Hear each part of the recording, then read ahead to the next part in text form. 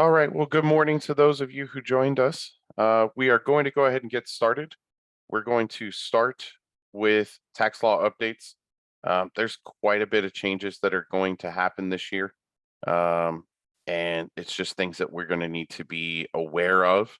Um, so we'll kind of jump right into sort of what these changes are going to be. Um,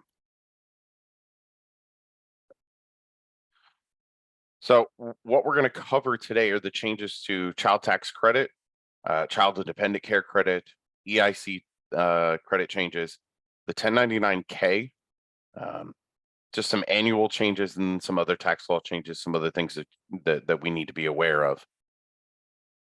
So starting with child tax credit and the advanced child tax credit, last year they made significant changes to child tax credit, but that was only for a singular year. That was only for tax year 2021. So what the IRS is doing, or what Congress has done now, is we are reverting back to what it was pre-2021. So the partially refundable form. So the credit amount is going to drop back down to $2,000 per child. It was $3,000 for children 6 to 17 years of age, and $3,600 for children 5 years older, and younger. It also is rolling back to dependents are only eligible, or children are only eligible if they are under the age of 17. It was under 18 last year. There also were no monthly advance payments, so there's no reconciliation needed to do that. So child and dependent care credit, it is also reverting back to the pre-2021 non-refundable form. For tax year 2022, the amount of the qualifying child care expenses is decreased. So last year it was $8,000 for one child. It is going back to $3,000. So the maximum credit is now $1,050. Last year it was $4,000. For 2 or more children, it's $6,000 now. It was $16,000. The maximum credit is now $2,100. It was $8,000. So we're going to see a significant change in refunds from last year to this year, based almost exclusively on these two things. On child tax credit dropping back to the pre-2021 form, and then dependent care credit is going to be a big difference. It used to be 50% when the AGI was under, was under 125,000, I think is what it was last year. Now it has dropped to where it's 50% of the expenses if the AGI is under 15,000, and then it will gradually decline until it reaches 20,000 at any AGI over 43,000. Now it doesn't completely phase out. It was phasing out for those people that were over 438,000. But the max or the overwhelming majority of your customers are going to see a significant drop in the child and dependent care credit.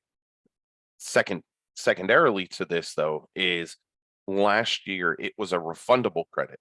It is a non-refundable credit this year, so no one's refund. If they have no tax due, they're not getting a larger refund because they have child and dependent care credit.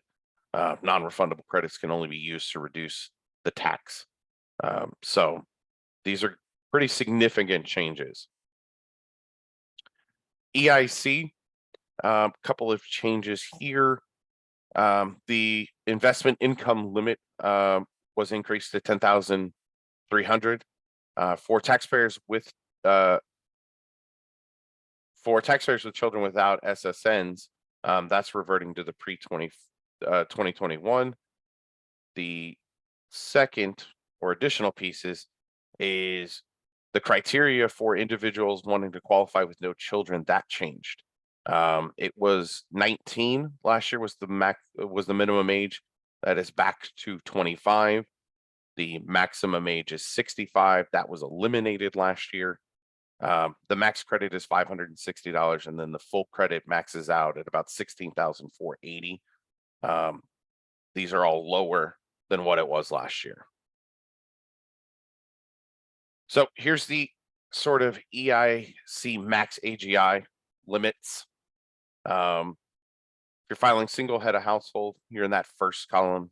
So 3 dependents, the max out is 53,057. So if they're over 53,000 and they're filing single head of household or widow, they will not qualify for any EIC. If they're below that, it will go, it'll go down. Married filing joint, it's 59,000. So safe bet for you guys is, if you're wondering why EIC isn't calculating, go look at the AGI. If it's greater than these numbers based on the number of dependents that they have or the number of children they're claiming, then you know that they're capping out, they're maxing out. The maximum credit. So here's the maximum credit. I like this one a little bit better. It gives you the max AGI and the max credit in one place. So the maximum credit is $6,935. That's 3 or more dependents. That's the cap out for it, is going to be 6,935. Okay.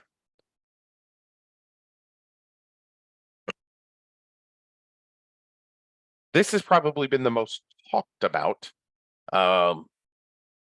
Slight modification is kind of what I'm going to call it, because it is actually isn't a change in the tax law, but it is a directive of the IRS understanding the tax law, or providing further explanation to third-party payment companies.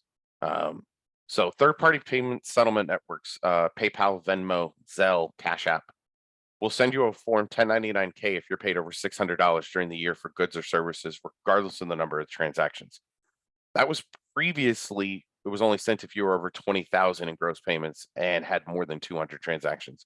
If they could justifiably look at it and say, this is a business based on, 20,000 and 200 transactions, you would get a 1099-K. Now that has dropped. If you're paid over $600 for goods or services. Now, how they determine what is a goods or service, or what you're actually getting, your taxpayers are actually getting paid for, I don't know. And I think that's going to be where the issue comes up. And I think we're going to end up with a lot of sort of erroneous 1099-Ks, if you will. I think in some cases we may end up having, these are for people that don't have businesses. So we may end up having to report these, to the 1040 other income. I think the IRS is still trying to determine how exactly they're supposed to do this. But if you get a 1099-K, if they get a 1099-K, it has to be reported. The question is just going to be where and how. And I think a lot of that's just going to depend on what the 1099-K was for, right? So in here, we have that change to the reporting threshold means more people are going to get a 1099-K. Now, the 1099-K should only be for money received for goods or services. For example, the guy who cuts my grass or does my lawn, we pay him through Cash App. We're not his only customer, so there's been a few people probably who have paid him. So he's likely going to get that because it's a goods or service and it says lawn care. So it's not supposed to apply to payments from family and friends, but it may get tricky. Someone asked, is this for business accounts only or personal accounts? My understanding is it is all accounts. Business accounts, they were sending those 1099-Ks already because you were already identifying it as a business. So my guess is this explanation, or my understanding is that this explanation from the IRS is applying to probably more often to personal accounts than business accounts. Now, peer-to-peer, where they were talking about, like, if you're just exchanging, say you bought concert tickets for your sister and she paid you back, that wouldn't qualify as a goods or service necessarily. But my concern here is that I don't know that you're still not going to get a 1099-K if that was over $600. And then we're left trying to explain charges. I have a feeling that this is going to get a little messy sometimes. And then I don't know that the payment agencies or the payment services companies like Cash App and Zelle and Venmo are ready for the sheer volume of calls that they are going to get this year because of this. We're just going to have to kind of do the best. Just kind of have to do the best that we can. And I know that the companies have their policies, but this is tax law. The IRS is directing them on how they are supposed to respond to this. So it's going to be really interesting to see how this goes. Hopefully, as we get closer to the end of the year, we're going to get some more information. And obviously, if we do, we are certainly going to share that information with you guys when we get it. So here's the tax brackets for this year. I think most customers, in particular for those of you who are in Texas, are probably going to be between 12 and 24. That's generally where most of America lives, is between 12% and 24%. So between 10,000 and 170,000. Most of us are in that group. And from a single standpoint, from a head of household standpoint, but from a married filing separate, 20,000 up to 340. Most of us are in that group. So just sort of information for you. I know someone's going to want this information, and that's fine. We will post this the entirety of this presentation. The PowerPoint, we'll put it in PDF format so that you can print it. You can do whatever you want with it. It'll be up on the support site probably Monday. We also will post the video of this webinar to our YouTube channel later this week. So a couple of changes to standard deduction. Standard deduction went up a little. Again, nothing groundbreaking, but there is one thing in here that I want to share because I don't know if a lot of people know that. I didn't know this until I had some further discussions with the IRS this year. If you see that married filing separately here, where it says $5 or $12,950, I've got a star and then an explanation.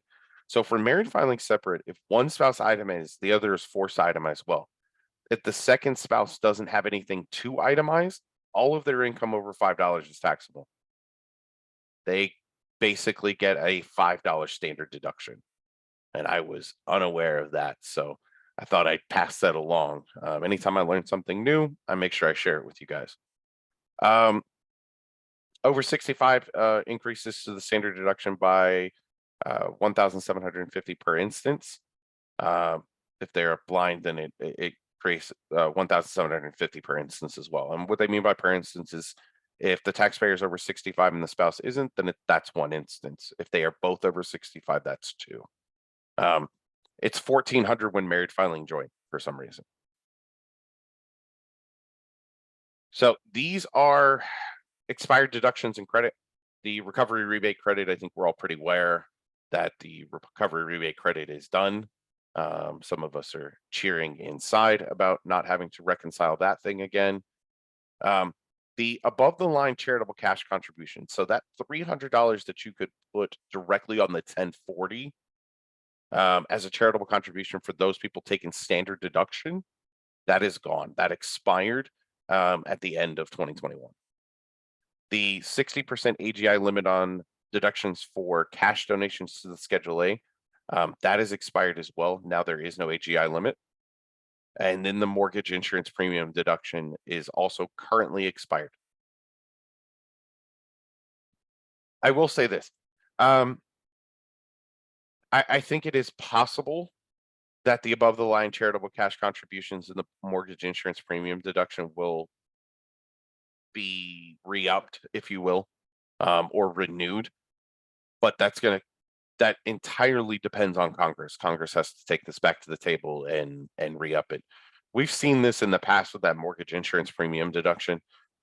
It comes and goes, and then late in the year they'll go, oh yeah, we're going to do it.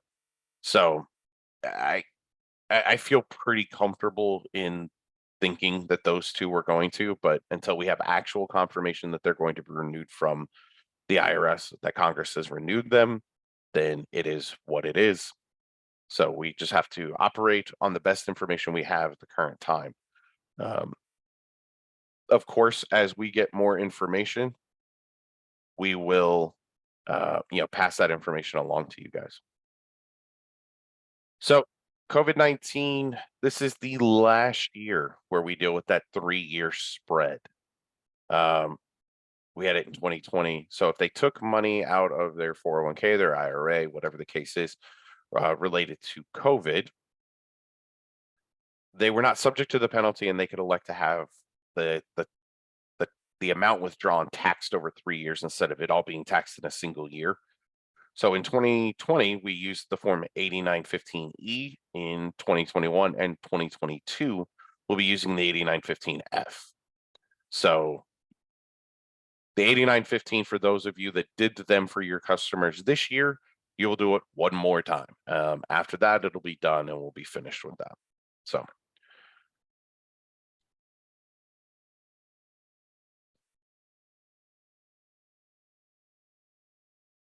All right. Does anybody have any questions on this particular piece? Because we can, I can open it up. If you want to unmute yourself and ask your question, you certainly can, before we get ready to move on to actually the software.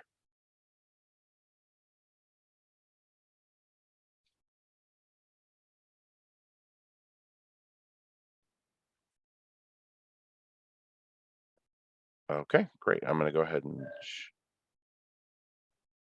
share my other screen here. So this is our Keep It Simple online software. I know some of you guys have moved to this software this year. Some of you moved last year. Some have been using it. So I'm going to kind of just start from the beginning, to a degree, and we'll go through it that way, and then we're going to go through a full return, from start to finish, so that everybody can see what that process is like. I am going to use the process that I use when I use this software. You guys may want to adjust that process based on the things that are, the way you operate your office. Okay. So when we first log in, first thing we're going to see is this dashboard. Now, this dashboard is sort of an overview of everything that's kind of going on inside of the software. We will have returns. We have e-file, ready to e-file. So ready to e-file means that the return has been completed and you have collected payment or processed the payment. You've processed the invoice. So either the customer has paid you, or you've made an agreement for the customer to pay you via bank product. Checks are pretty straightforward. Appointments, this will always show you what today your current appointments are for that calendar day. Ready to pay means the return has been marked complete, but you have not processed the payment. Okay, so that's sort of the top there. Up here in the blue bar, as we call it, you've got a couple of things that I want to kind of go over. Some things new, some things existing. So the first thing I want to do is click this log into prior year. This will allow you to log into prior years of the software to complete prior year returns. So you actually can come into here and you see it opens. This is the 2020 tax year. If I wanted to do 2018, I could go back to that, and you see it says tax year 2018, and then I can just create a new return and be on my way. So it opens in a new tab, so it doesn't affect what you're doing in the current year, which is great. So going back, view text messages. I'm going to talk about that in just a minute. We'll come back to that when we actually get into sending a text message and how you send a text message from, to a client. Your 2022 tax year bank enrollment, you can start that just by clicking this button. It'll take you where you need to go, and then you just click the green icon to enroll. Let's go back to the dashboard. Live chat. This is a great feature and function where you can actually chat directly with customer support, or technical support, just by clicking live chat, and then you're able to fill out the form and it will send that live chat over to support, and we can assist you through live chat. If you do call into support and they request a remote, the easiest way to do it is if you're in the software, you can click remote support. It'll launch and you're able to actually start that remote support session. they'll give you a code from there. Quick account setup gives you the things that you need to be able to, in terms of the office setup, is sort of the best way that I can explain this. This is where you would add prepares, you can adjust your pricing, um, and adding a prepare is really easy. You just come in, you click add new. So let's look at this one. If we click to add new, we would have to create a username. We'd have to go down here into the user options and determine what they have the ability to do, the user privileges. This particular user has admin access, so they're able to do everything inside the software. I would say this: if you need any assistance going through the office setup, two things. One, you can do your office setup in the current year software. It will carry over to the next year. And anyone in support, we can help you add repairs, we can help you fix your pricing, all of those things. The new thing that was added recently is this tutorials. Those tutorials, if you click this button, it actually will open it'll take you over to where there's video tutorials, sorry. So if you need to, for example, learn how to add a prepare, you can click tutorials and then click adding prepares, and it will take you over here to a YouTube video that will show you how to add prepares. So that's one of the new things that we got added this year, so that you guys had a little quicker access to some tutorial videos inside the software. Okay. I'm going to skip clients and e-file for a second. I'm going to jump down into a couple of other things, and then we'll get into a return. So the scheduler is where you can actually come and set appointments for those clients. So you have new clients that you can enter here. You have returning clients. You have existing clients. So if I wanted to make an appointment for this customer, I would just come here and click make appointment. And then I would, select the date and the time and the duration, and then click make appointment. And now I'm trying to make things in the past, but let's change it to 11.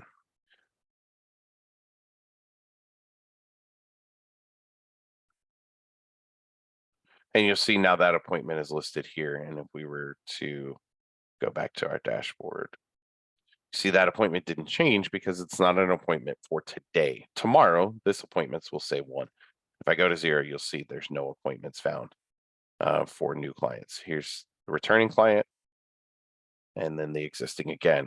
Okay. Letters. I know some of you guys print mailing labels. It's really easy. So I want to look at mailing labels first. If we go to mailing labels, you're just going to select, we want to get client addresses. And you can either do it on Avery 30 or Avery 60 per page. It's just a matter of what you want to do. And so when we start here, and you see over here on this right-hand side, this is where it shows you where it is going to print the labels. So let's say, you know what, I have half a page. So I need to uncheck these.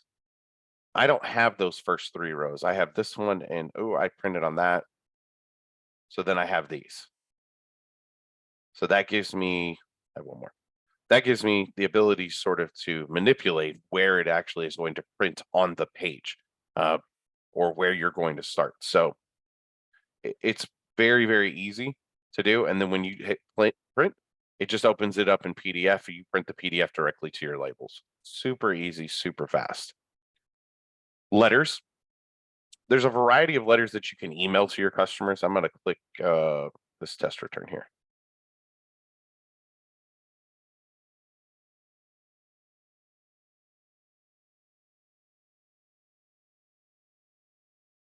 So that actually sent this pre-session letter, and there's scheduling letters, there's invoice, there's return status letters, estimates, post-session letters, all of these things.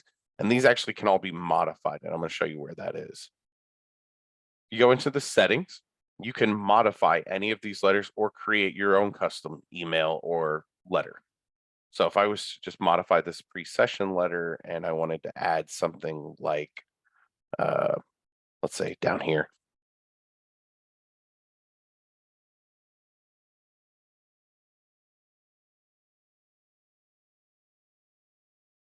then I can add that to our email template, right?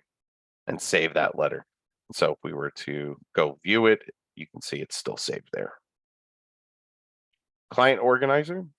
This is where you can send that client organizer, and I'll show you. You can actually print the client organizer for the customer, and it actually pulls their information into it. Let me zoom in on this.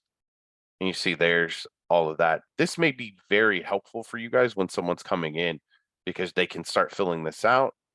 You can save this PDF and email it to them and have them, complete, make any modifications that they need to their client data information, to that thing.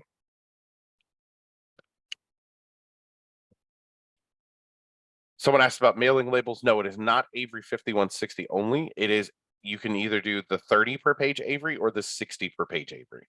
I don't remember what the 60 per page is. I think it's like 5162 or something like that.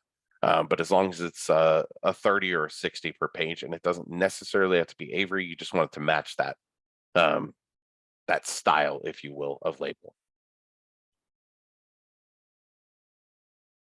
Going down into reports, this software is full of reports. You can get almost anything. There are tons of client reports, client contact. You can get a birthday list, for example. If you want to include dependent birthdays, you can do that. And this gives you a list now. Okay, so this tells me, okay, so now I have the dependents' birthdays. And then you have the taxpayer's email. The PDFs are not fillable forms because they are printed. They are printed versions of the forms.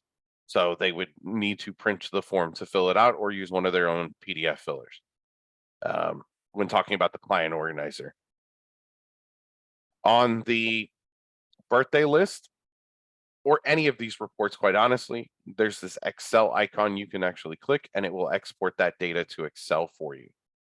So if we were to open this, you would see, I'm going to drag this over to my other screen. Now I have that birthday list. And so here's everybody, phone numbers. I show you this because it doesn't matter what report you run.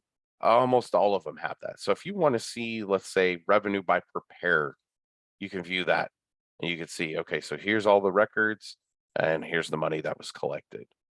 You can export any of those reports. You can build your own reports based on a variety of columns and things like that. I will say this, if there's a report that you need, that you are going to use often, put a request in with support. Our engineers are incredibly good at sort of giving us what we ask for and what we need as quickly as they can. So if it's a report that is relatively easy for them to put together, we can put it together and have it in the software, usually in the same year. So keep that in mind. If you need to adjust the pricing, you can always go to pricing here, or you can get to it from the quick account setup. Either one works just fine. Tools. Tools is where you can import clients. You don't necessarily have to do it from here. You can also do it from when you add a new return. And actually, when we start, that's what we're going to do. We're going to pull a prior year client. There is an estimator, so you can start a new quick estimate. You can convert that to a return. There's a bank quick estimator. So if someone's like, well, what are the fees going to be for a bank? You can enter that information to the refund and the federal prep fee, and it will give you that information. I'll show you what that looks like.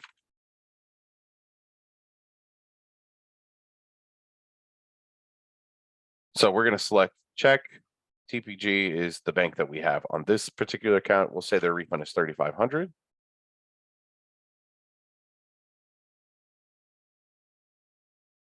The tax preparation fee we're going to say is $250. And so then that tells you, that breaks down then what all the other fees are. So it gives you that amount. So pretty cool little tools inside of there. We are going to jump into clients here real quick. So this is the client list. Someone asked, can you import a client from 2021 to a previous year? I will show you how you can push a client backwards in this software. If we go into, let's do this one. I think I can do this one. There's a link here on the client manager that says file prior year return. You do that, it's going to push it back to the prior year.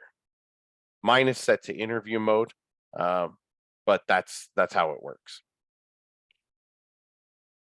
So going back to clients, we will go ahead and start a new return. So up here at the top, we're going to click new return. We're going to enter a social.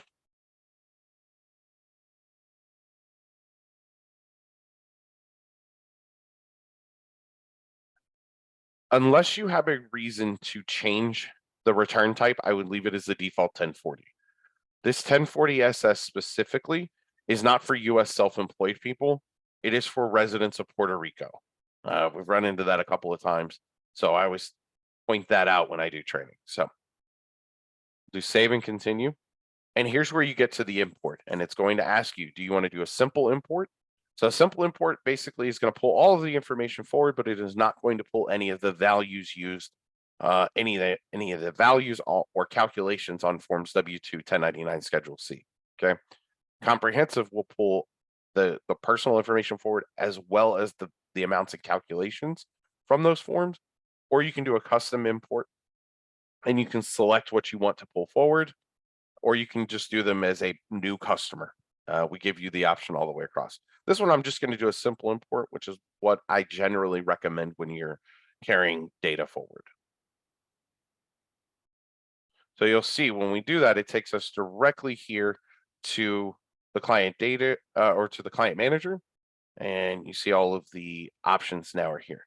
Now, when we create a new return that we don't pull forward, the first place it's going to take us, I will show you that.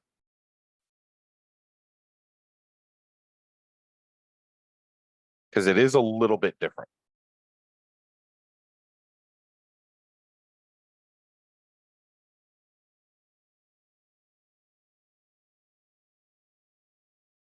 So when you create a new return and it is brand new, right, then you will have to fill in this information. And you can fill this in. It's a pretty straightforward in terms of the personal information. This is pretty typical of what you can expect to see in pretty much every software, right? We're all going to have to enter phone numbers and email addresses and addresses and socials and those things. This return, we're going to make it a head of household return. We're going to enter that address. There is a zip code database, so I can skip right down to this zip code database and it will enter the city and state. Actually, let's do this.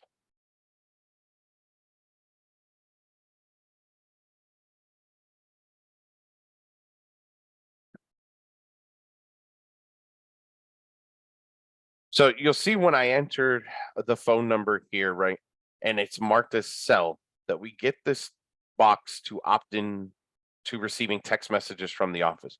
You want to make sure that you do ask your clients if it's okay for you to send them text messages. Some people are weird about that kind of thing. But if you do not check this box, you will not be able to text a customer. You will not even have that text option. Someone asked about converting from the prior software. Yes, but we are limited in what we convert. The IRS will only allow us to convert information that is not input directly onto a form. So for example, we can't convert Schedule C information or depreciation or W-2 information. However, we can convert everything that is on the personal information sheet, dependent information, as well as your EIN database. We will be able to convert that information. Follow-up question. Someone said, can we make email address required? No, is sort of the short answer. We don't have the ability to make certain fields required because generally if we were to do that, that would apply to everyone in the software because there is an individual build. So we're all sharing the same build, if that makes sense. So going down, we have the resident state. Now the resident state is there by default as whatever state you have up here in the address. If that's not correct, right? Let's say they move to, we'll say in this case that our taxpayer here, they just moved to Texas in 2023, right? Or 2022, because we're doing a 21 return. So they just moved to Texas. So the address is Texas now, but they lived in Montana all year last year. And so they did live, their resident state was Montana, but they also maybe worked in another state. And I'll show you a couple of ways that you can have states added. Okay. I'm going to go through that and just once we finish this section, I'm going to talk to you about states and adding states. So you can't answer these questions if they lived in another state or if they made money in other states. Okay. If you want the forms, the actual IRS forms to generate in Spanish for your taxpayers, you just have to check this box that says generate the forms in Spanish. And then the forms, any forms that have actually been translated by the IRS, when they print, they will be in Spanish. Okay. Going down, this is where we're going to enter the direct deposit information for where they want their refund deposited. Now, two things here. For those of you that are new to this software, I want to clarify a couple of things. So the way the process works in this software is you're going to complete the return, then you are going to get paid, and then you are going to transmit the return. I know in other softwares you can complete the return and get paid in the same section. That's not how this is set up. And I am going to show you all of that and how that works. But I bring that up because this section here is valuable.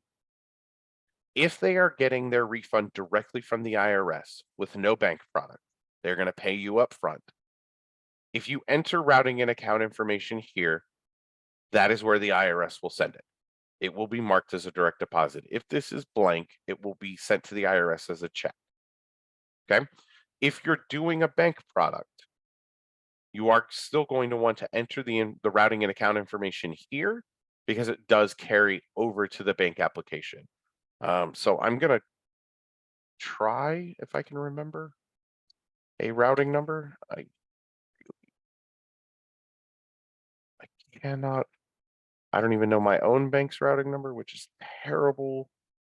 But we'll do the best we can. We'll figure it out. Oops.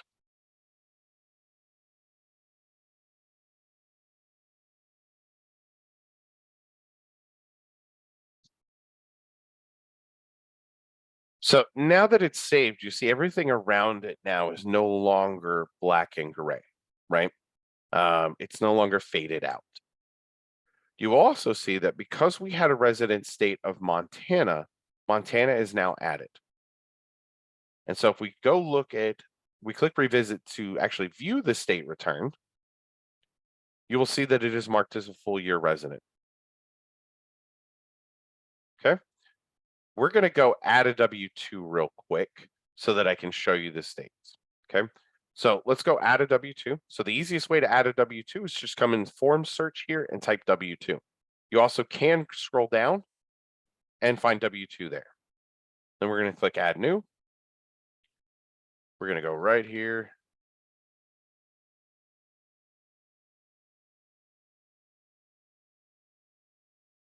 And you'll see that EIN database populates that information. The EIN database is a dynamic database. So as you enter new companies, their information will be stored in that database for later use. So here we're going to do 14,500 and okay. So the main purpose of me doing this is we want to go down to box 15 where the states are.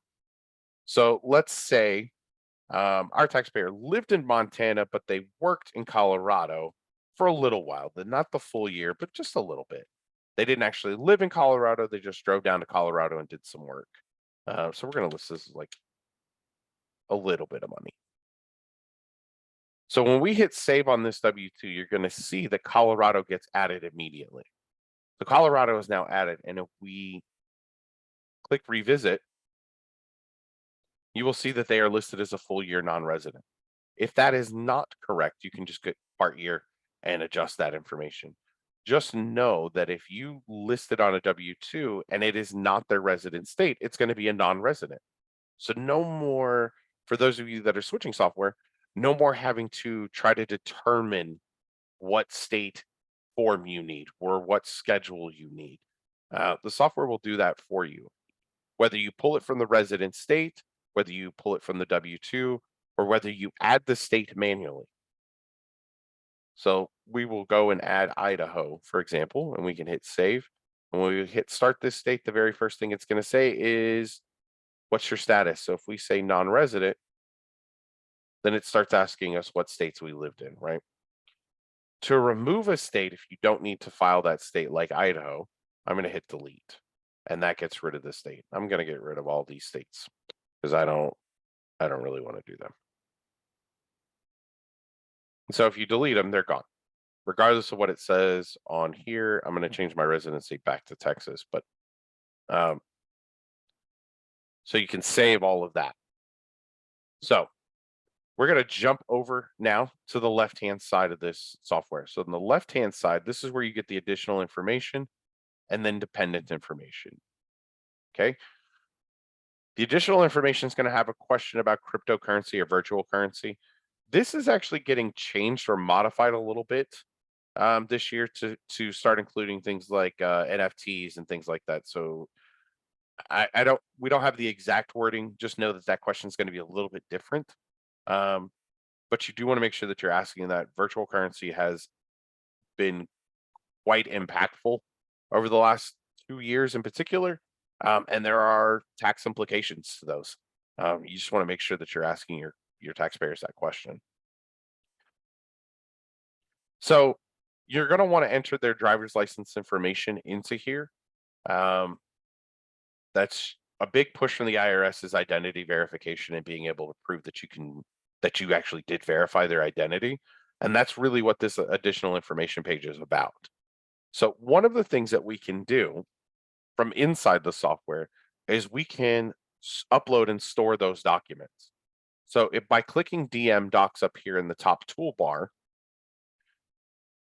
we get to this window and you can either scan documents, and the scan will use any kind of scanner or a document archive. A web camera, or you can use one of the web camera based document scanners like the IPEVO.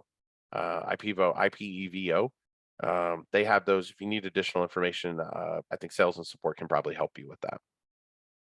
You also can upload documents. So you just click upload. So if they emailed it to you, whatever the case is, and then you're just going to select that and find those documents. I don't even see. So we'll take Bruno's ID here.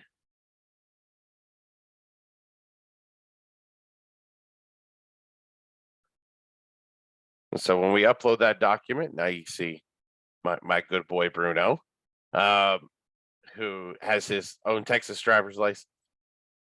But now that document is there, and if we need to delete it, if we need to save it, if we need to print it, whatever the case is, and if you hit print, you can merge these all into a singular PDF, and you'll see it opens in the PDF, no trouble. So now if we go back into the docs, so the docs are here. So now we have his ID information. It's stored, it's saved.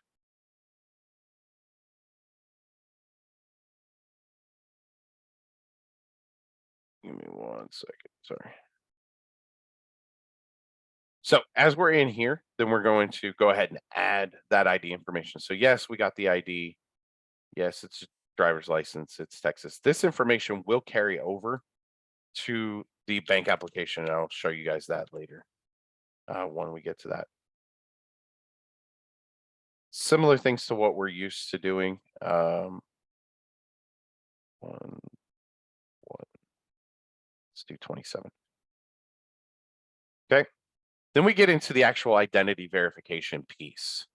In this identity protection piece, that's where the IRS is.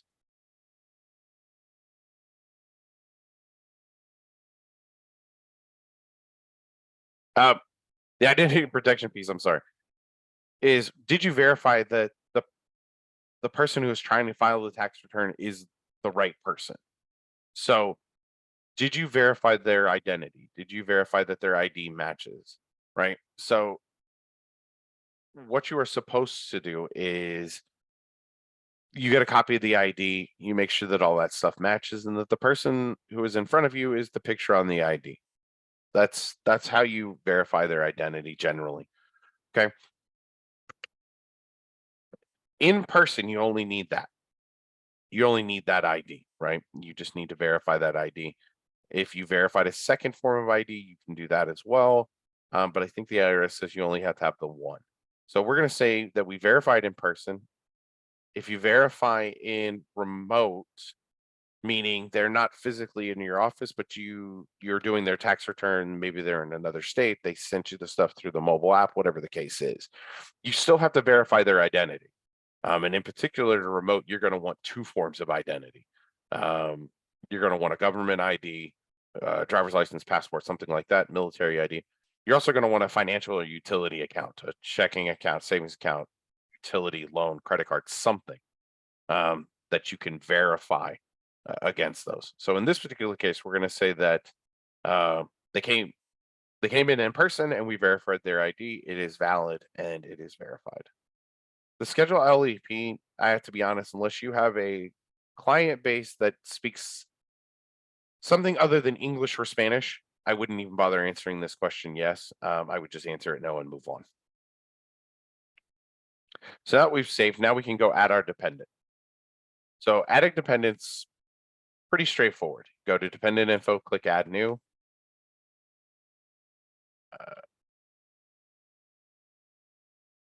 And you're going to type in their information. Relationships, date of birth, and then their social.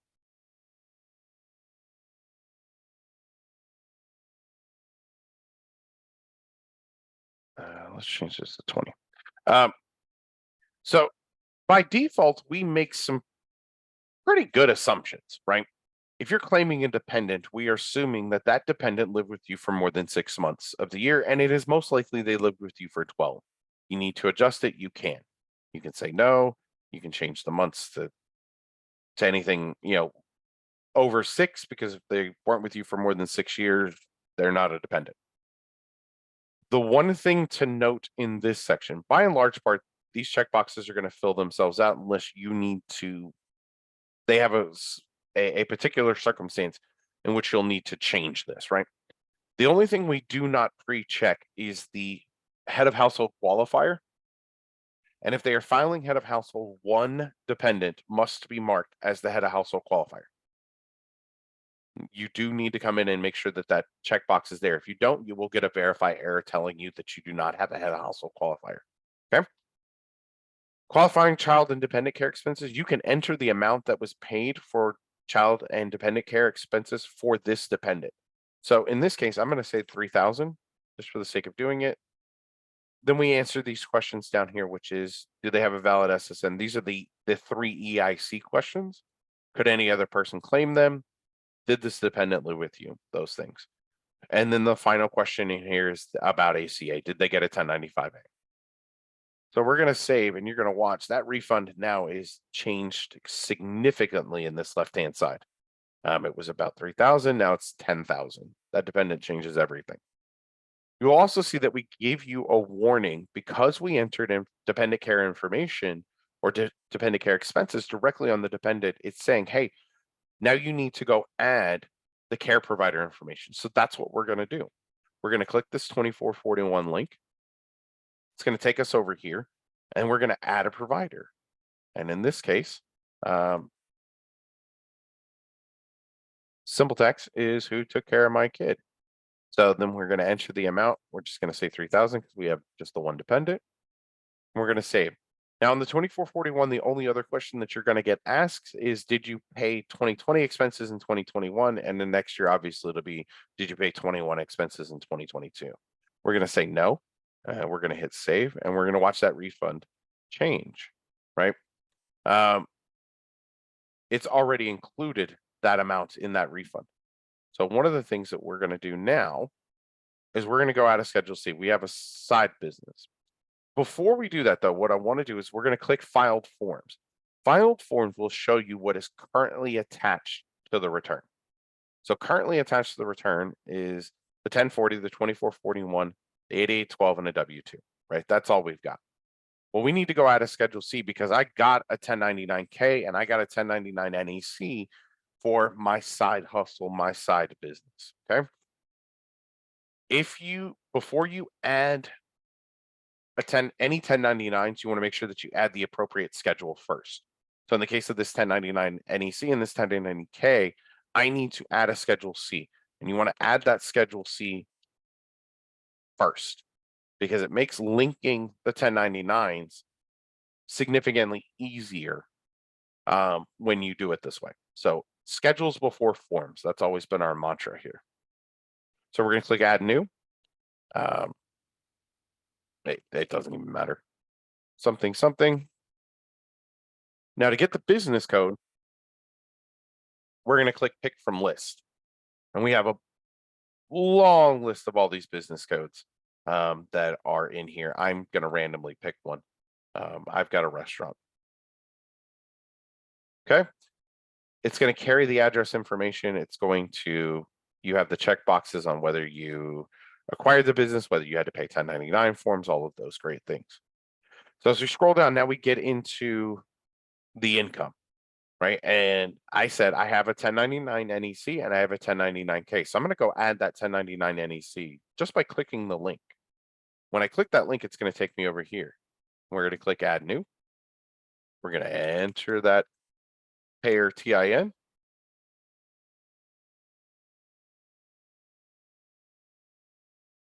And then we're going to enter the non-employee compensation. We're going to say it's 2,500 here. Okay. So the important thing to note here is this reporting section. This reporting section is where you are going to tell the software where you want to report the information from box 1 of this NEC. Easiest way to do this, if you have already created the schedule, is to click Pick from List, select that Schedule C, and hit Use. If you're using something other than the Schedule C, then like the 1040, then you have those options there. But generally, it's going to be reported to a schedule. So we hit Save. And now we can go File Forms, Schedule C, and you'll see that the gross sales now says 2,500. Net profit and loss says 2,500. So we need to add a 1099-K. So we're going to go do that. We're going to come back down here to income on line 1 of the Schedule C. We're going to click 1099-K. It's going to take us right over there. Click Add New. And so now we're going to enter that TIN again.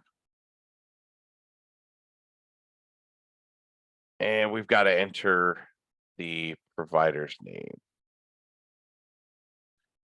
We're just going to do Cash App.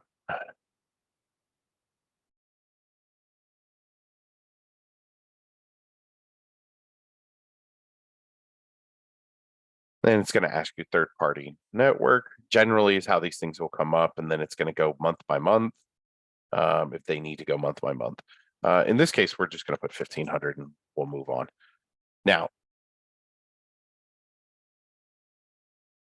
when we have information in box 1A or any of these boxes, quite honestly, that's when the reporting section will open up.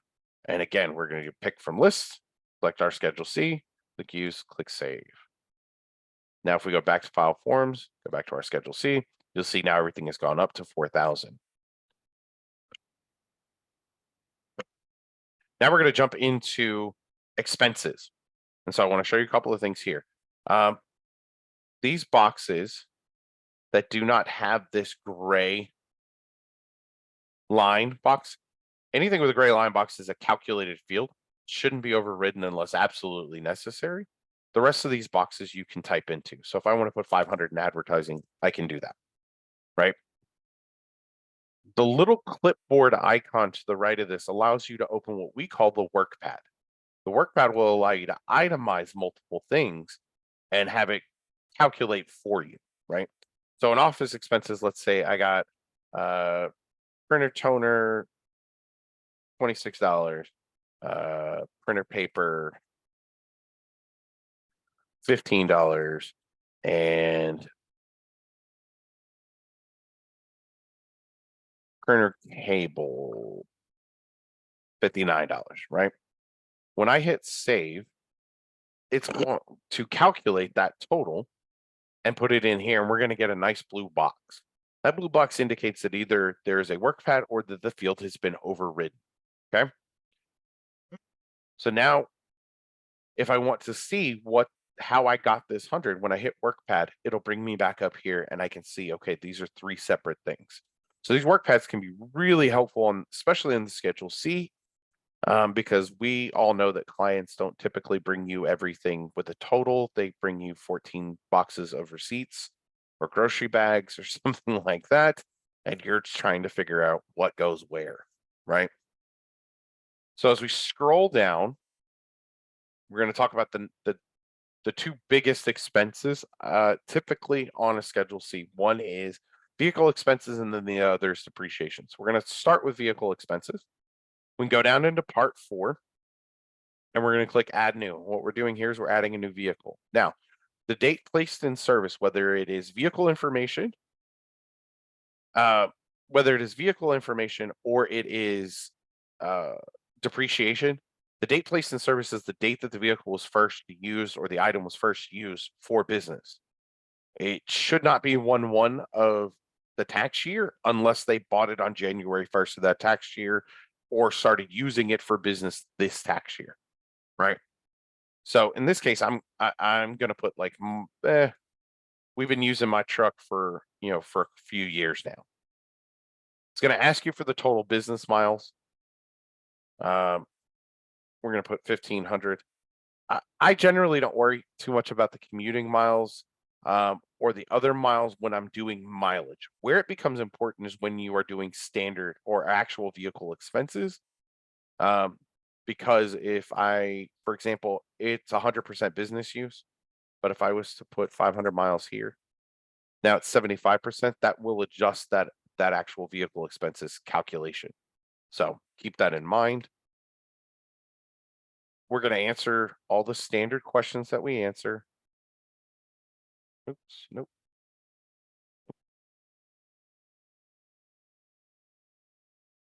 And so then we go to standard mileage. And so it's calculating $840. You can see the standard mileage amount. And you're like, well, I don't know if I have some actual expenses. So maybe actual expenses is better. So we click actual expenses. Let's say we got 220. Say we don't even know, right? So we're going to go put here, we're going to put gas, 150, oil, 95, so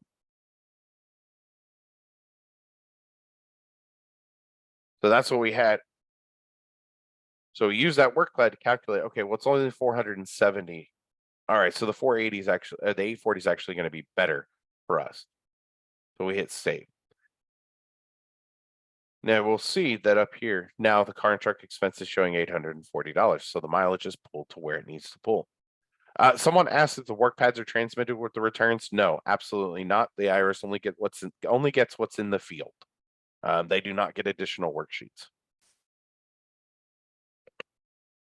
If it's not an IRS worksheet, they don't get it. That's generally how it works.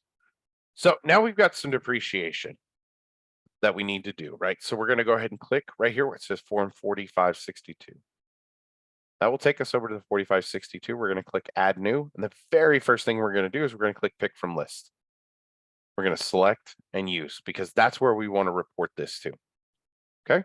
And on this case, we're going to put a laptop. So we're going to do Add New. We're going to do Sony laptop.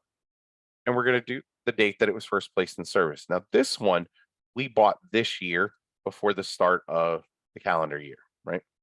And we're going to list the cost basis as 2263, 100% business. But I'm not sure about the property, the classification, the method, the convention, all of that stuff kind of gets confusing sometimes. So what we've done is we've added this Help Me button. So when you click Help Me, it's going to open up and it's actually going to give you a variety of options for depreciation, right? So as we go back up, we're looking for a computer. I will tell you this, I know it belongs in information systems, but if you aren't sure, you can click the little gray question mark and it actually gives you information. Computers. That tells you what can go into that classification. So we're going to select information systems. We're going to click apply and close, and you'll see now that the property type, the classification, the method, and convention are all filled for you. So we've made that a lot easier. So now we just come down to the bottom. We're going to click save. And you're going to see the depreciation amount is 453. Now, if we wanted to take bonus or special allowance, we can claim it here by doing that. And we do that. And I want to show you what happens. The depreciation amount goes to 0. But when we go look at the Schedule C,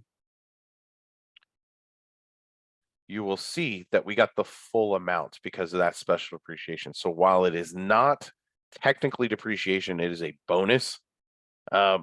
It does carry and it does show forward. Now I'm going to go back to that 4562 and actually put it as regular or standard depreciation. We're going to say no, and we do save. And you'll see it's 453 is there now. So when we save and we go back to this Schedule C, we come down and you'll see it's 453, right? So pretty straightforward as far as the Schedule C. So now we've got a W-2, we've got Schedule C, we have our dependent, we did our dependent care expenses. So I think we're done with the return. So I'm going to go up here to the top, I'm going to hit verify and let's see what we got. So we hit verify. Oh, okay, so we do have some verify errors. The way I work this is I work from the bottom to the top. So the very bottom one here is about QBI.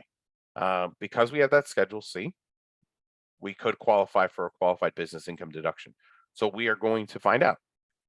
It's really, really easy to process. So we're going to click here to fix. It's going to take us over to the QBI. We're going to click add new. We're going to click pick from list, select art. And unless it is a specified trade or business, you don't check that box. But in this case, I'm just going to say it is, and you hit save. And we go down to the bottom and we hit save and we're done. So now we can verify again. All right. So the next one is about the 8812. We're probably not, actually, I know we are not going to see the reconciliation of those advance payments because we didn't have any advance payments. So this won't be one that we deal with next year. In this case, I'm just going to say I didn't get anything. We're going to hit verify again. So sometimes we will have informational verify errors. And it could be something that you don't actually need to fix or make any adjustments to it. I'll give you an example. This bottom verify error here where it's talking about using your 2019 earned income to calculate child tax credit for 2021. You're obviously not going to be able to do that next year, but I don't need to do it for this year. So when I go here, I'm going to go click here to fix. I'm going to hit save. And then I'm going to hit verify and it goes away. Okay, recovery rebate credit, we're going to say yes. Get rid of some of these. So the final two that we have is that 8867. And if you noticed, I'd never added the 8867 and I didn't on purpose because I like processing it from here. I like the 8867 and then the taxpayer PIN being the last two things I do in a return. It ensures that I don't finish or that I don't forget it and that I'm 2 steps closer to being finished with the full return, right? So now I'm going to click here to fix for the EIC, for due diligence, the 8867. Sorry. We're going to click add new, and then you're going to answer the questions. Now on question 5, which is specific to document retention, okay? It's did you meet the record retention requirement or document retention? When you answer yes, you're going to get this blue link that says attached explanation. Okay. You can also click this blue link over here to see examples of documents that you can rely on. So when we come back here to the attached explanation, that's where we can put in the documents that we use and that we kept to determine this taxpayer's eligibility. Okay. And then again, you're going back through and answering those questions.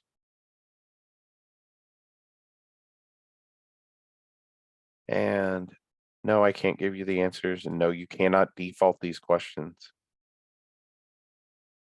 Now, my favorite function in this software is this bottom section. Okay. In this box is where you can type all of the due diligence questions that you asked, right? So for example, we have a head of household taxpayer here. So I want to know why, in this case, we'll say it's a single father. I want to know why the mother isn't claiming the child. Can the mother claim the child? So the mother is not claiming the dependent because she's in prison. Oh, that's a good reason, right? So then you're going to enter the date the information was received. By default, this is set to today's date. You're going to you can select who it was obtained from. So we got this from the taxpayer. And then this little checkbox is what could save you money if you ever get audited for EIC or for due diligence. The IRS does a due diligence audit. This could save you because when you check that box, it will generate a worksheet for the taxpayer to sign. And I'm going to show you guys what that looks like. So we're going to save this.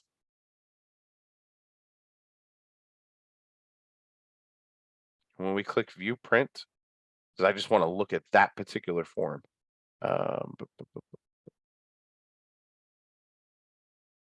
You'll see that it says the mother's not claiming the information because she's in prison. Down at the bottom, it says by signing below, you verify the above information was provided by you and is true and correct to the best of your knowledge. If you print and they sign this form, they cannot say, I did not tell them that. I don't know why they put this dependent on here. It is a get out of fine free card, if you will, with the IRS on a lot of things. So that's why it's my favorite thing. So we're going to close this. Okay, so now we need to verify again. All right, so now taxpayer PIN. Taxpayer PIN is super easy. This top section should already be filled out for you. Should have your EFIN and then the ERO PIN that that was already set up. So this is a 3-click process for a single taxpayer. It's a 5-click process for if you have spouse. So all you do is click auto generate PIN, entered by ERO, save. That's it. You don't have to do anything else, and the rest is taken care of. So now if we verify, you see we have no errors. So now we can click complete. So I want to explain what these items mean because it could affect the way you operate and do your own business, right? In order to complete the payment, the return must be marked complete. In order to transmit a return, the return must be marked reviewed and the payment must be complete. So for me, working singularly in my office, when I finish a return, I mark the return complete and I mark it reviewed. And then I click save and redirect returns. And so now this takes me out the client manager where I can process the payment. Because that's my next step, right? Is the payment. So we're going to do start payment. You're going to do add new invoice. And in my case, I have it set for manually charge. I set the price after each return. If you don't, then it will come straight to this and it will already be pre-filled for you. Now, the difference between a bank product and a non-bank product in terms of how you process the payment, pretty straightforward. It's the payment mode. If it says non-banking, they need to pay you up front. It says banking, and we will get a bank application. So now we're going to select here. No, I didn't mean to do that. We're going to select check. This is TPG. We're going to hit save and continue. And up here at the top, I wanted to point this out. Big red letters. It says warning. Direct deposit info is present. You have selected other disbursement. If you want to change the disbursement, please go back and change the disbursement method. So what this message is telling you is that you have direct deposit information on the return, but you chose something other than direct deposit on the bank product. So we kind of give you a heads up and we go, oh yeah, you know what? We do need that. So we're going to go back. So on here, where's my back button? Oh, that's all right. I'm going to jump back to this client.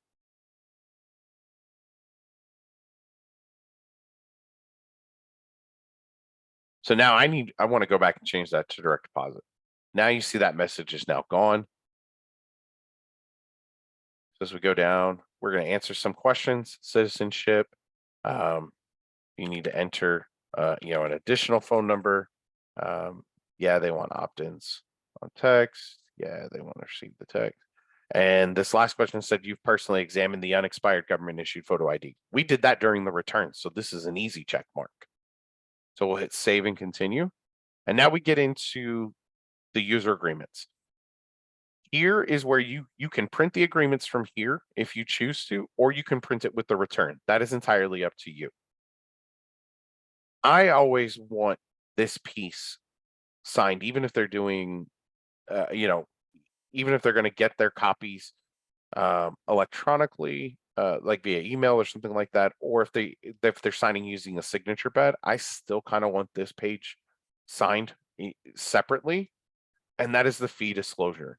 This tells them what the refund amount is. It tells them how it's going. It has the routing and account number, and I will make them initial next to the routing and account number and make them sign.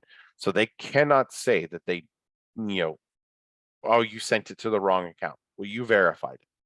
I sent it to the account that was verified. They can't say they didn't know about the fees. It's all right here in black and white. So that's the way I generally will do it, but we can do save and continue. And so now you see the return is ready to transmit, but we got a couple of things here. One, we need to get signatures. We have no signatures on this return. So we've got a few options for signatures, okay? The first is you can click signature and they can sign using a signature pad, right? The second is they can sign via remote signature. They also have the ability to sign through the client portal, but we're going to focus on remote signature specifically for this. So we're going to do remote signatures so that you guys have an idea of what it looks like. Now, I'm going to do this via email. So you confirm their email address, you click send link via email. The link is good for 24 hours.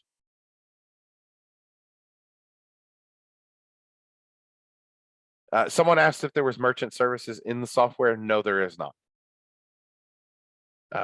If you're processing credit cards, you're going to do that through a third-party application. So we sent the remote signature request, right? We can see it was sent. This is when it was sent. So let me get my email open here real quick.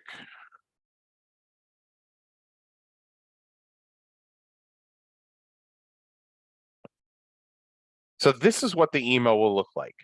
So they'll get an email that says, hey, we want you to sign your return. They're going to click where it says click here to access. And they're going to get this screen. And that's where they're going to enter their information and validate their account. This will look exactly the same if they're doing this on their cell phone, if they got this message via text. This screen will look exactly the same. Okay, let me go back and get this information because I don't remember. 1188, okay. So the first name.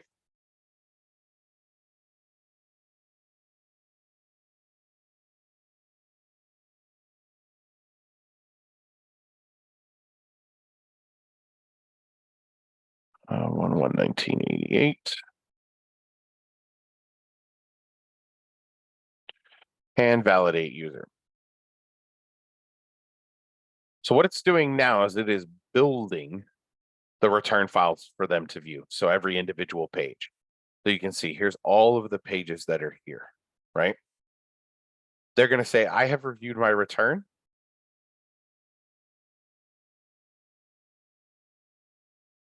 And then it's going to ask them, do they want to sign electronically? So something to keep in mind, the primary and spouse do need to sign at the same time. Currently, we're not set up to be able to split those signatures. So they do need to sign at the same time. So if they're using the phone, tell them, hey, wait till you get home and you guys can both sign them together. If they're doing it via email, same thing. So then they'll hit start and they'll sign and they'll save signature. The last step for them is to click mark completed. Now I want to show you, I hit mark completed. That's how quickly the signature comes back. There is no delay. There's no waiting for it to transmit through the filing center or anything like that. It comes in immediately. So they're done. So now they can just hit close and it'll log them out. So now we have the return completely signed, right? It is signed. So now what we want to do is we want to get our copy, right? We need to make sure that our copy is saved. So we're going to click view print. We're going to hit prepare copy. And what I do is I do export to document manager, especially if they signed using the signature pads. If you need to print, then you just hit print. If you want to just print signature forms, you can do that as well. We're going to export the full return over to the document manager. When we export over to the document manager and we go over to DM Docs, you'll see there's Bruno's ID, but we also have the full return. And if we hit print, now we can see the full return, all of the letters, but in particular, what we're looking for is this. There's their signature. There's in this case, Pedro's signature. It's all here. So all of these things are already in place now. And if we were to go down even further, we would find the bank application is signed as well. So everything in your copy is completely saved. Okay. So now we want to send them their copy. Now, the way I operate, I send it via email. Unless they ask me to print it, then I will print it. But generally what I will tell them is, okay, we're finished with your return. I'm going to go ahead and send you a copy via email. That email will show you what the password is. And it's encrypted. And I want to show you guys what that looks like. So I'm going to send a customer copy. So to do that, we hit view print, select customer copy, select watermark. This is something I always do. And then click email customer copy. In this case, we're going to send it over here. And that's it. Should come up in just a second. Here we go. Oops, I got to open that email first. So that's what the email will look like. It'll say attached to your return. Here's the instructions. And down here at the bottom is the instructions for opening it.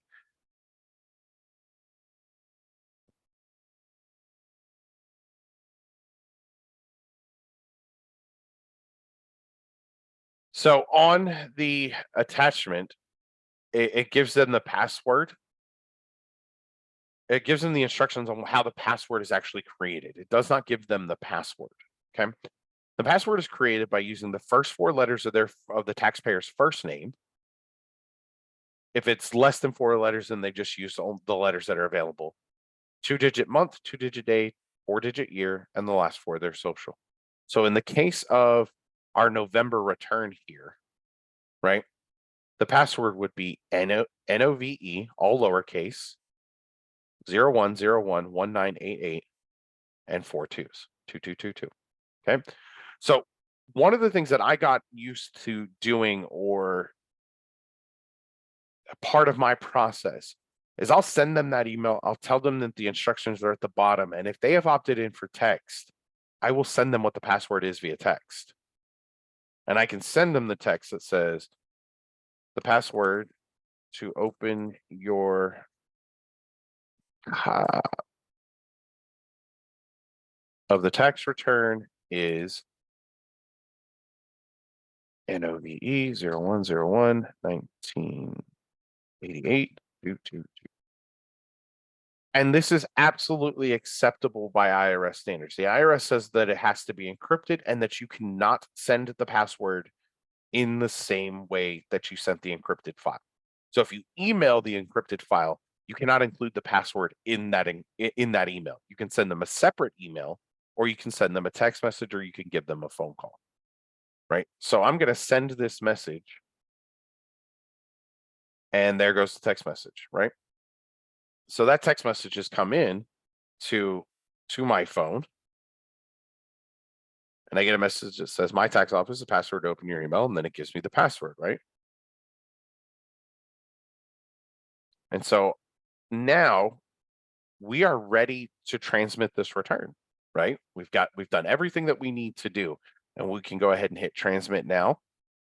And you're going to select that, and then you'll hit transmit now. I don't want to transmit this because it's not a real return, but that's all it is. Click transmit now, click the button, select what you want to transmit, and hit transmit now. We go back now. We're going back over here. Let's go back into this return. So once we've sent it, that's it. we're done, right? Now, one of the things that I want to show you is when we click dashboard here, we're gonna go back. Up here at the top, you see where it says view text messages, and now in parentheses, there's one. That means I have an unread text message. So I'm gonna go up and click on that, and it's gonna tell me, there's my unread text message. This customer replied, thank you. Great.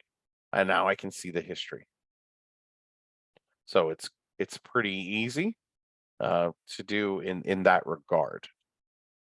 The last thing I want to show you guys in here is the client portal. So they can access the client portal by going to mytaxoffice.com, and you will have sent them, and I'm trying to see if there's someone I can. Here we go. You send them the client portal the same way. You will send the client portal the same way you send the remote signature, right? Client portal. And then you just select the email. Client portal can only be sent via email. It will not work via text. Link is good for 24 hours. And then they will create their account. Now, once they create their account, let's see. Then they will log in and they'll be able to access infrastructure. I'm trying to see if this will actually work. Cool.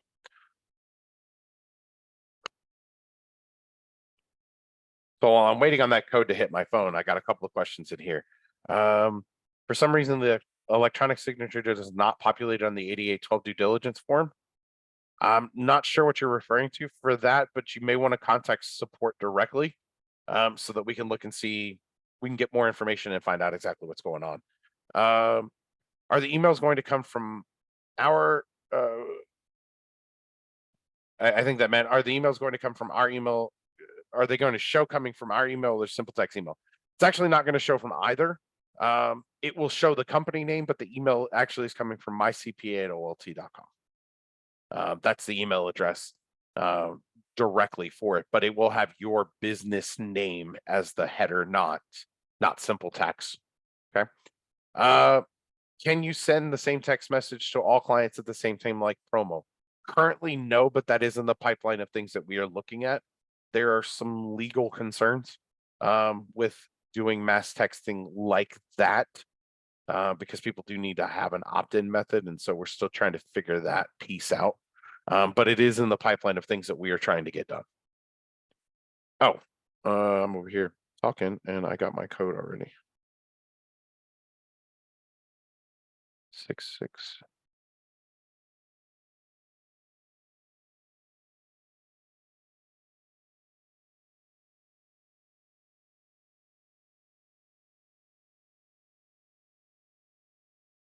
So this is what the dashboard looks like. Second.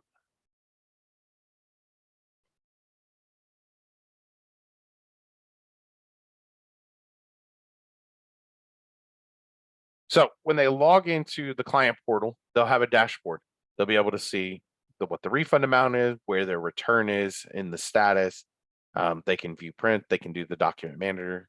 They actually can upload documents from the client portal. So if I wanted to upload this client data sheet, for example, we do other and we do upload document, and you'll see now that document is uploaded. And if we were to look at it, there's a client data sheet. They can sign electronically once the return has been marked reviewed. They can send messages. They have all your contact information and up here in the top. Now, one of the things that we added for you guys this year is in this settings, you actually can change the logo in the client portal. Let me see if I can.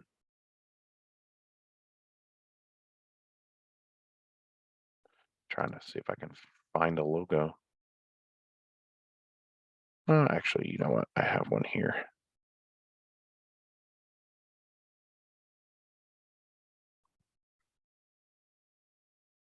If I upload that logo, you'll see there's the logo down there. I don't even know if this is the right account. It probably isn't. Oh, it is. So you see, once we upload the logo, then that logo will actually show in the top left-hand corner. That was one of the things that got added this year to the software. So that's where the client portal is. Like I said, this stuff is all pretty straightforward in there. If you're using signature pads, there is a driver that you will need that you can get from this little green, this little book icon. You can click download SigWeb if you're using the Topaz. If you're using the ScriptTel signature pad, which is another function that we added this year, we do support the ScriptTel signature pads. Reach out to support so that we can get the right drivers for you and make sure that everything is working correctly.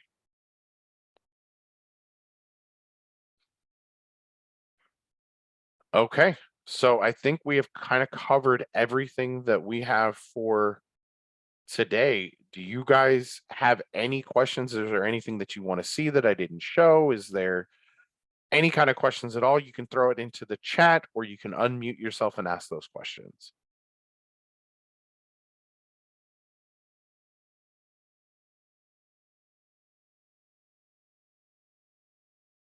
Someone wanted to know how to print checks.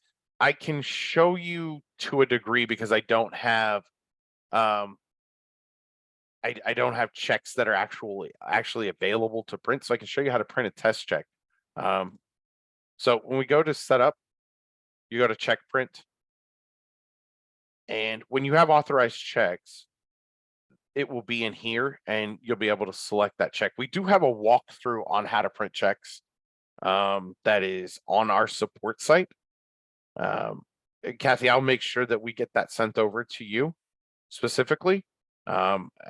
But we always send that out right before the first wave of checks comes. Do notes carry forward from year to year? Yes, unless you delete them. And I'll show you what I mean. If you're in the clients and we add this note, if we turn on the reminder for it, and I'm actually glad you said that, Renine, because this is a great thing. Customer owes.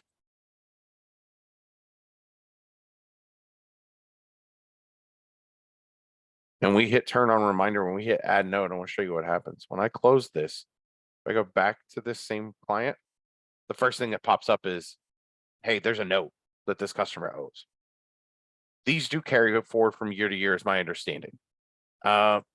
Madi wanted to see the logo again. Okay, it's under setup and then settings.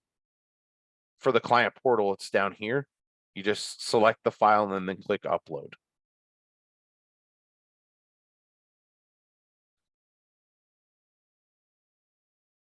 Yes, the 1040, someone asked if taxpayer owes are the payment coupons there. Yes, they are. I might have a return that owes. I don't offhand, but let me grab one.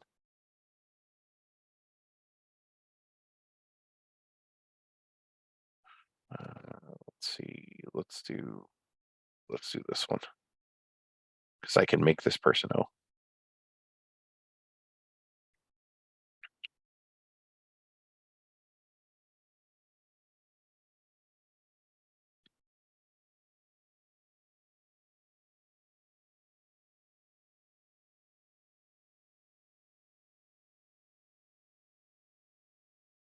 There we go. So when we go view print, the payment, that's where the payment coupons, it will be there automatically. The payment vouchers. No, the IRS does not see any of the notes that are in there, just like they don't see work pads. Unless it is entered directly onto a form, they do not see it.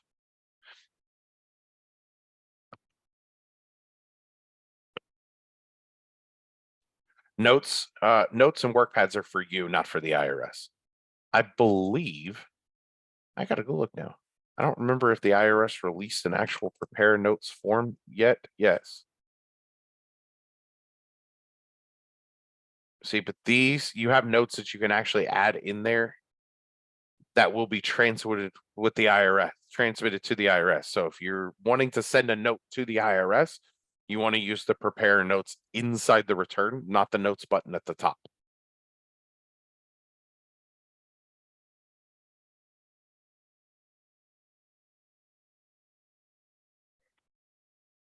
All right, do we have any other questions? Estimated tax payment coupons.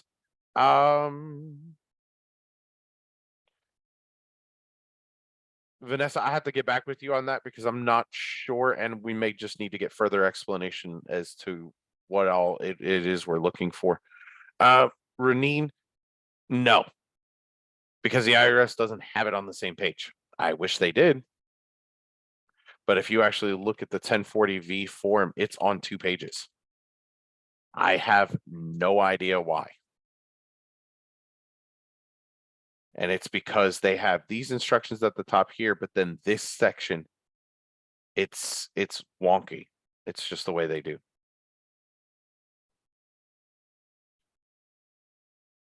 The last day that you can submit taxes electronically, well, truthfully, electronically or otherwise for this year is going to be November 26th, the day after the Saturday after Thanksgiving is it. There's that's when they're shutting down and they won't begin processing any new returns until they open, or any returns at all, or newly submitted returns in particular.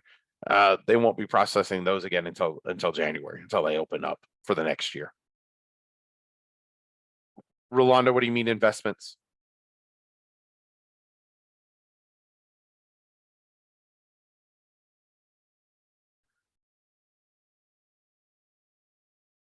Okay, so someone was asking about the 8949. That's all going to a Schedule D, and you're going to do it the same way. The one thing we do allow is you can't import it from a spreadsheet. There's instructions on how that, and how you can actually get that. We actually give you a template that you can download, though, so that if you need to fill out all of those transactions or copy and paste them from something else, you can. And then you can import all of those in. If you run into that, Rolando, just reach out to support. We'll walk you through that first one.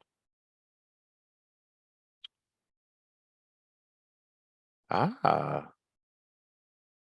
there is a practice button, and this actually got added this year. It was part of 2 sort of changes that we had requested, and it got added late in the year. If you click practice return, what this does essentially is it allows you to clone the existing return so that you can, for lack of a more professional word, so you can play around with it. So if I come in here and I go, okay, so I'm going to change this W2, and maybe instead of it having $1, it had 2,500, whatever. Then, right? Oh, wow, that changes the refund quite a bit. So now if I close this, I didn't affect the actual return. I still owe 847.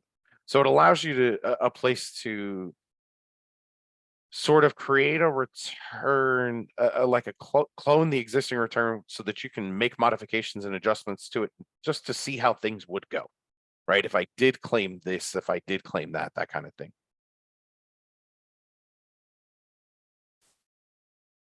The practice button is right here under income summary um, on the client manager, and you can actually create as many as you want. You can edit, you can delete, you can create new ones. So you have a bunch of different options inside there.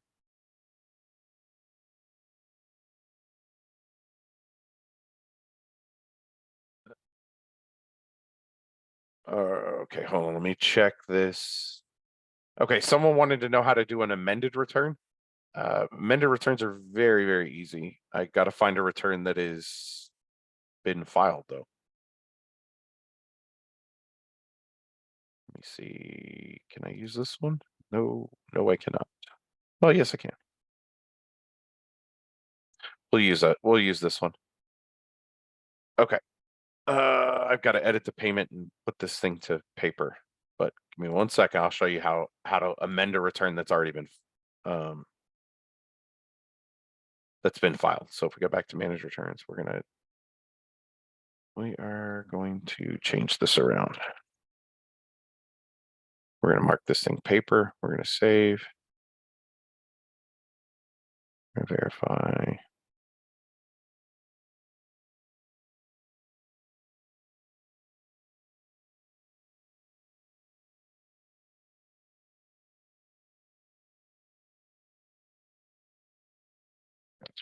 Okay, so this return we marked as paper file, but let's assume that it's already been electronically filed, it's been accepted, and now we need to amend it. Okay, so if we go over here, we're going to click File Amended right underneath Others, and it's going to say, was this paper return? Has it been accepted? So we say yes. Then it takes you to this screen, and all you're going to do here is click File Amended Return. You select what you want to amend, you hit Save and Continue. Now it's going to go in and go, was the original return accepted? Yes. And then you make, at this point, now that you have everything in here, you're just going to make any changes that you need to make to the return. So for example, let's say we need to, let's say we typed this in wrong and it was 3265, not 2265. We save. Then you're going to see now this refund counter down here in the bottom is still going to be the original refund about the total. When we go to this 1040X, that's where you're going to start to see that change on the actual 1040X. It also fills in the explanation of what was changed too for you. So you generally won't even have to do that. And when you're ready to file, you just mark it complete. And that's it. Now, if we were wanting to e-file this, at that point, we would adjust this 8879, say yes, auto generate pin, save, right? No, it doesn't even matter. Now, when we complete, we would be able to actually mark this electronically and e-file the amendment. But that's how it works. And if you have to edit the amended return again, you can click edit, you can click edit amended return, whichever place. Someone asked, can you run a report on clients that e-filed and mailed out separately? Probably is my best guess. I don't know of one specifically that is that way. But I am sure that there's probably a way for us to do that. Let me see. I don't know of one right offhand that does that, but Kathy, we'll get back with you on that once I find the actual report. I don't want to sit here and try to scram through it. If not, then if there isn't one already there, we'll make one. I can put the request in for that. Payment instructions on top of the 1040V. Currently, no. I don't know that there is a way to do that. But I can write it up. We'll get it sent over to the engineers and see. Yeah, that's been one of our kind of questions before is where's the instructions at the top part of this? But this is how the IRS sent it to us. So I think we'll push back on them and try to get that. It gives you instructions. It just doesn't give you the full IRS instructions. There are instructions there. It's just on the second page. And that's the IRS didn't send us the full form here. They only sent us this piece. And that's why I said the instructions are actually here on what they need to do. The address and stuff is already there, right? They just need to put that and mail it, but tells them, what they need to do. Daytime phone number, SSN, and the check of the money order, like that whole thing. The instructions that they need are there, but I understand what you guys are saying. Yeah, we will write that up and push it back. But again, we're limited in that scope because of what the IRS provides to us and what they say we can work with. So.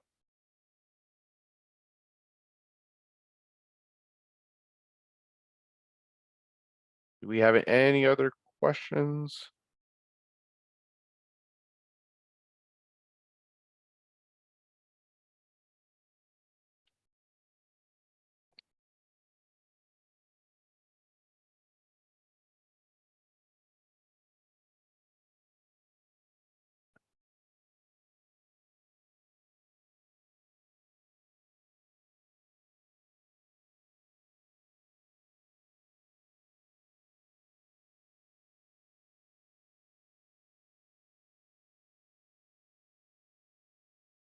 Okay, so a couple of things. Someone wants to go over Schedule A.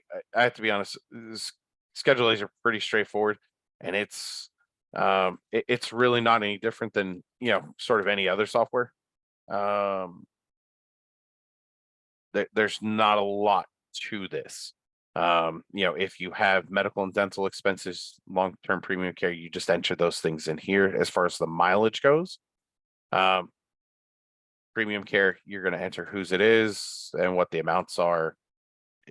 Like I said, this is all pretty straightforward stuff on the Schedule A. There's not anything particularly tricky. The only thing that you really want in a lot of cases is going to be down in this other taxes area. And again, it basically is a work pad. And then down into, we get into home mortgage interest, the interest and stuff that you paid. It's all pretty straight. Like it's all manual entry stuff. Mortgage insurance premiums right now, that's dead. And so there's not a whole lot to it. But if you need to get it from a 2106 or the worksheets, you can. And then that's where that information. So if I was to put in, 15,000 or something in there, then we would see that sort of carry through. Right. So it's, like I said, pretty straightforward stuff on the Schedule A. There's not anything that's overly complicated for that. Someone asked for remote clients. Is it better for a client to set up the accounts from my tax office first or us to send the link? I think that depends on the client. Or the type of client. If they are a brand new client, then I think their best option would be to use the app first so they can fill out all of the personal information. They can upload their documents. They can send that to you through the app, right? If it's an existing client that you've carried forward, well, once you carry them forward, you can send them the client portal from there, and they can upload their documents and create their account there. So some of that just depends on the client. Some of that just kind of depends on you. The recording of this webinar is going to be posted to the YouTube channel either tonight or tomorrow. But we will also make sure that we get an email sent out once it's available. Probably, I'm guessing probably tomorrow afternoon, we'll have an email together that will direct you on where you can get the presentation for the tax law updates and changes that we did earlier in this webinar, as well as a copy of the YouTube video, the recording of the webinar.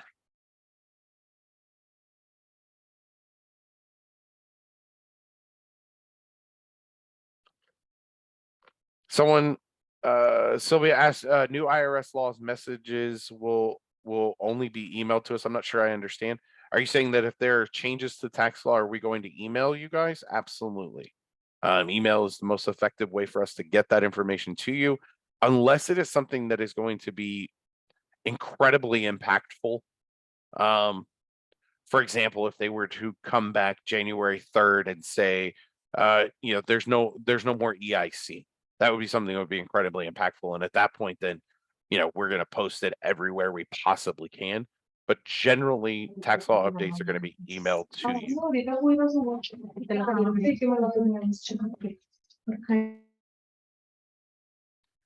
So generally, yes, the easiest way for us to get that information to you is via email so that you have it and it can be saved locally. But again, we will also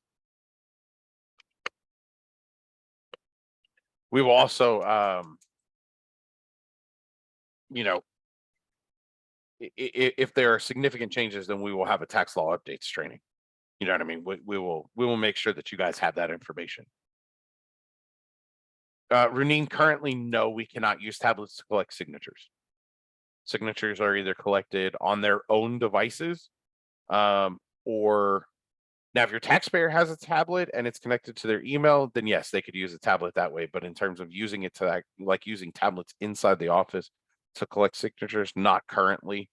I'm not even sure technically how we would be able to do that, but it's something that I definitely will write up and add to our development list.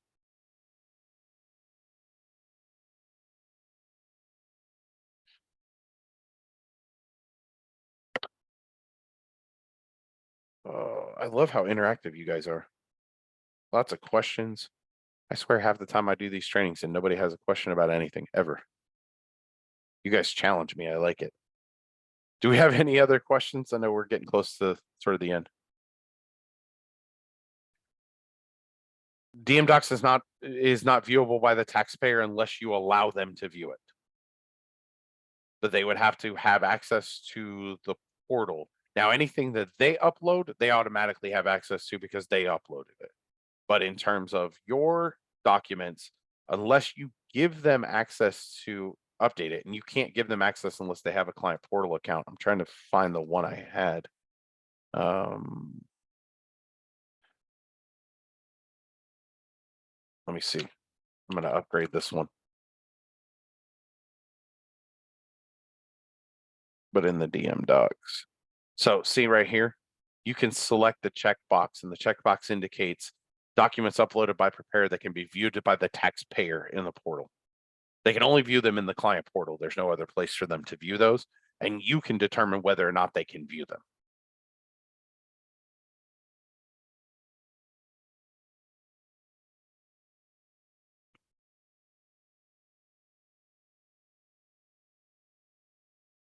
They can view them for as long as that year is available in the client portal.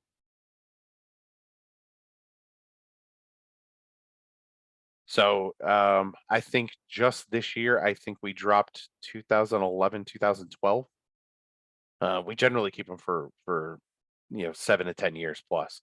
So for as long as you allow them to view it, like if you go in and take it off, then they can't view it anymore. Otherwise, they can view it for as long as they have access to the portal. And as long as that year is still active in the portal. Like I said, at some point they will start to drop off. But I think right now we've been at about 10 years before we start dropping them off. Dropping off software years, for example. Rolando, currently the software is not translatable to Spanish itself. The only thing we have available is for the taxpayers to view the actual forms in Spanish, but the software itself is not translated into Spanish, no.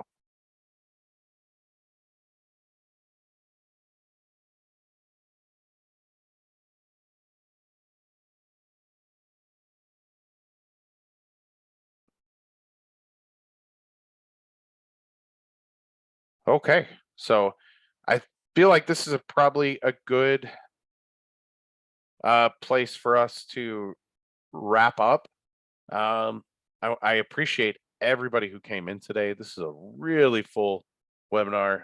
I think we covered a lot of really important things. The technical support team is always here and ready to help you guys with any questions that you have. I encourage everyone in this training, if you have not already done a return in this software, please go do a return in this software. Go do a few returns before you get to the year. What I have found historically is people who start new on this software or change from another software to this software, the ones that get in early and do a few returns, before new software comes out, those are the ones who struggle the least. They seem to just sort of move right along without any adverse reactions at all. The ones who maybe wait until the new software is out or wait until January to do their first returns, those are the ones who seem to struggle a little bit more. And I think a lot of it has to do with pressure. In November, there's not a lot of pressure for you to get tax returns done.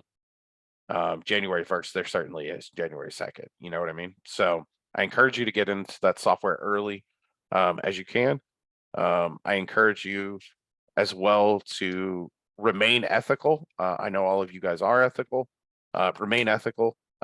We actually had a tax preparer here in Houston that just got, I guess indicted is probably the right word, for tax fraud. And it kills me because that stuff makes the entire industry look bad.